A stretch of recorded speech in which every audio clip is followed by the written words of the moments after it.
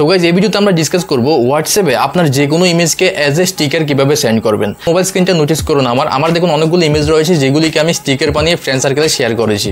যদি আপনারা শিখতে চান যে হোয়াটসঅ্যাপে বিভিন্ন ইমেজকে কিভাবে স্টিকার বানিয়ে সেন্ড করতে হয় তাহলে অবশ্যই ভিডিওটা শুরু থেকে শেষ অবধি দেখুন, স্কিপ করবেন না, ঠিক আছে। ছোট্ট একটা ভিডিও হবে আর ছোট্ট একটা রিকোয়েস্ট থাকবে, যদি চ্যানেলে প্রথমবার এসে থাকেন অবশ্যই চ্যানেলটাকে সাবস্ক্রাইব করে রাখুন আর ভিডিওর মধ্যে লাইক না করে রাখলে অবশ্যই একটা লাইক করে যাবেন। তো চলুন তাহলে এখন আমরা ভিডিওটাকে কন্টিনিউ করি। তো হোয়াটসঅ্যাপ অ্যাপ্লিকেশনটা ওপেন করার পর চ্যাট লিস্টে গিয়ে এই কাজটা করার জন্য ইমোজি সেকশনে যেতে হবে। ইমোজির উপরে ক্লিক করুন, এরপর 4th নাম্বারে যে অপশনটা থাকবে এটার উপরে ক্লিক করবেন।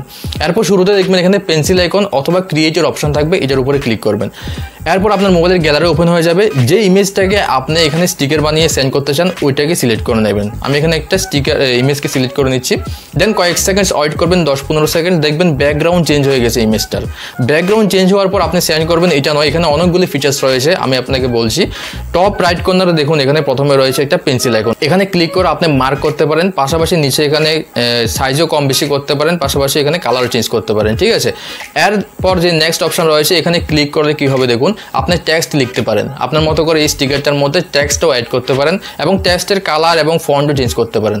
এখানে যখন আপনি 1-2টা স্টিকার ক্রিয়েট করে নেবেন ইজিলি আপনি বুঝে যাবেন, ঠিক আছে। এরপরের যে অপশনটা রয়েছে এখানে ক্লিক করে আপনি চাইলে এক্সট্রাভাবে অন্য কোনো স্টিকারকে অ্যাড করতে পারেন এই স্টিকারটার সঙ্গে, পাশাপাশি এখানে চাইলে আপনি ইমোজি অপশনে ক্লিক করে ইমোজিকেও অ্যাড করতে পারেন, ঠিক আছে। সব কিছু আপনার মতো করে ক্রিয়েট করার পর নিচে এখানে সেন্ড অপশনে ক্লিক করবেন, তো এটা সেন্ড হয়ে যাবে।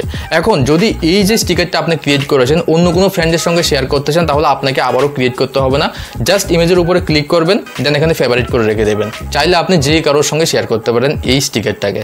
তো ছোট্ট একটা ট্রিক রয়েছে বাট অনেক ইন্টারেস্টিং, আপনার ফ্রেন্ড সার্কেলে আপনি শেয়ার করতে পারেন এভাবে স্টিকার বানিয়ে। যদি আপনার কাছে ভিডিওটা ভালো লাগে অবশ্যই একটা লাইক করে যাবেন। দেখা হচ্ছে নেক্সট ভিডিওতে। Good bye and take care.